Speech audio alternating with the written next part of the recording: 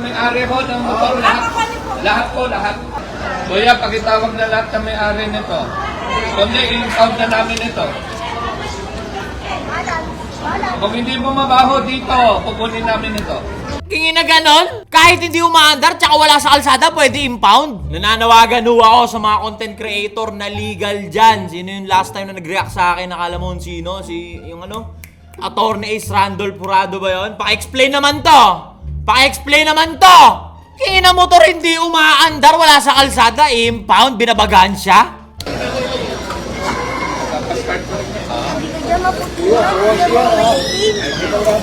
Esa or TR. Paki-check.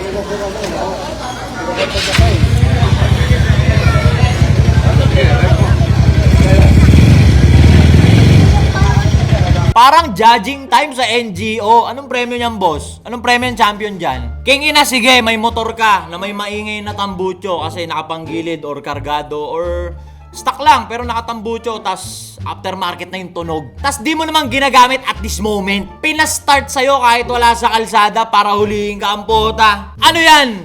Pag may kakilala silang adik, pag sisindihin nila sa harap nila tas huhulihin nila?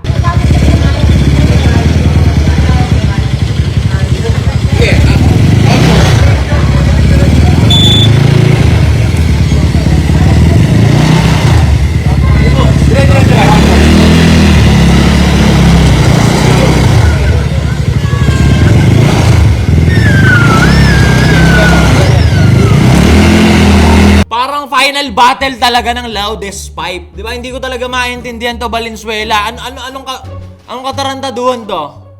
Valenzuela, anong katarantaduhan mo to?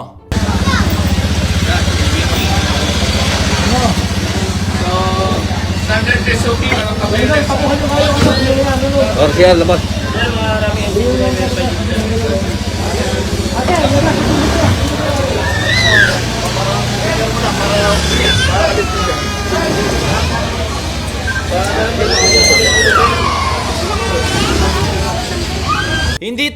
Hindi talaga maproseso ng utak ko to, Ber. Iniisa-isa yung mga nakaparada para malaman kung alin yung may maingay na tambucho. Anong kasunod na niyan? Iisa-isahin nyo na yung mga lubog yung pisngi para malaman kung sino adik?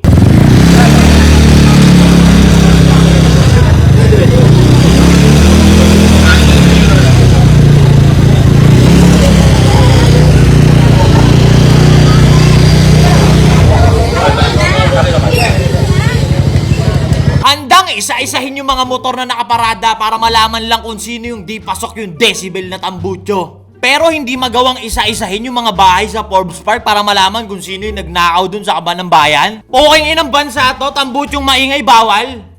Pero bilyones na pagnanakaw okay lang. Okay ina nyo, balik yung tax ko. Sulan na rin ako dito, sir. Imagine, pinarada mo yung motor mo kagabi, tas ang sarap ng tulog mo. Di ba? Ang sarap ng tulog mo, nakahawa ka pa sa itlog mo. Tapos ginising ka.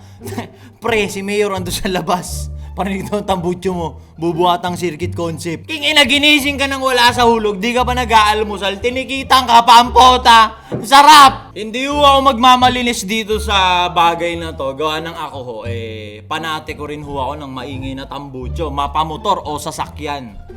Ngayon, yung kung itatanong dyan ng mga kababaihan tsaka ng mga konyo type shit na babae ay na lalaki na malambot na di malaman na parang sipon at okra, bakit nagpapaingay ng tambucho pagdating sa motor at sasakyan, hindi nyo magigets kasi basta may something may something talaga dyan na parang pag ikaw nagmomotor o nagsasasakyan ka tapos pag maingay yung tambucho mo, iba yung dating diba? Parang Fast and the Furious talaga, iba yung dating, parang ang sarap magtrabaho ulit. Parang ang sarap pumasok uli dun sa pinapasukan mong 600 yung sahod. Kasi alam mong nakabili ka ng tambucho. So, iba yung ano niya, iba yung pakiramdam, iba yung libog. Diba? Kumbaga sa lalaki, bukod sa sex, yung tunog ng makina, tsaka ng exhaust yung nakakapagpakilig pa Diba? Ngayon, totoo naman na masakit sa tenga. Masakit sa tenga talaga. Pero ito na lang iniisip ko dyan. Like for example, total nasa generation tayo ng hustler na lahat. Paano kung marami ng pera lahat by next year? Tas lahat naka-big bike na. Tangina yun ang pinakamaingin na tambucho pagdating sa motor. Lahat naka-big bike na. O kaya ako pag nag-trip ako. Di ba, naging bilyonaryo ako. Lahat ng nakamotor sa Pilipinas, puta, bigyan ko big bike. Eh di maingay na lahat. Pero dahil pasok yung decibel nun, sino ka para magreklamo? Nasana kung gaano sila kalibog magpanagot ng mga ganitong klaseng bagay. Kasi kita mo naman, di ba, natutulog, ginising, nagbahay-bahay, inisa-isa yung mga nakaparada. Tangina, wala nang due process eh. Di ba? I-live mo, pare. I-live mo, susugurin natin sila dun. Ang iingay ng tambucho nila eh. Nasana kung gaano kalibog magpanagot ng mga ganitong maliliit na bagay nga lang to eh. Di ba? Hindi naman to ikakagunaw ng Pilipinas eh. Di ba kung gaano sila kalibog magpanagot ng mga ganitong klase, at ganon din sila kalibog magpanagot ng nawawalang pera natin eh, no? Di ba? Si Saldi ko nga nawawala pa rin eh. Parang hawig pa neto. Parang hawig neto ah. Si Saldi ko na nag-i-spill dati, nawala pare. Di ba? Pero walang naghahanap. Di ba? Pero yung may-ari ng mga may maiingay na tambucho, ang bilis na hanap ni Rekta sa bahay. Wala na talaga, ikaw bilang isang individual na nilalang, wala na, di ka na pwede talagang mag-rely sa sa gobyerno. Kita mo, para na tayong tinatarantado yung harap-harapan eh. Di ba? Marami dyan sa hinuli, halos buong buhay na nilang pinaghihirapan ma-set up yung mga motor nila na yan.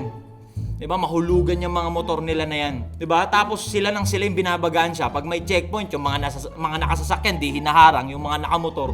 Tangina 2026 na, yung mga sindikato, tingin mo magmomotor? Motor ng motor yung hinaharang, yung mga nakasasakyan, safe na safe. Diba? Laging yung nakamotor yung binabagaan siya na ewan. Bakit? Mas mabilis eh. Diba? Mas madami. Tsaka mas mabilis ulul-ululin eh. Mas mabilis tarantarantaduin eh. Hindi ka na pwede talagang umasa sa mga to. Diba? Pero at least alam na natin ngayon. Alam niyo na kung sino yung mga hindi nyo iboboto next time. Tandaan nyo yung mga apelido, tandaan nyo yung mga dikit niyan, yung mga tropa niyan. Ganun lang kasimple. Diba? Diba? Tanginan to mga nakaupo, wala nang pakinabang pero issue pa ang putya. Isipin mo, tinikitan mo, 500. Tambucho lang naman yun, 1.5 lang yan. Malaking bagay ho yun sa normal na Pilipino, 1.5. Boy na huwaw ng 4 na araw nun. Katarantaduhan!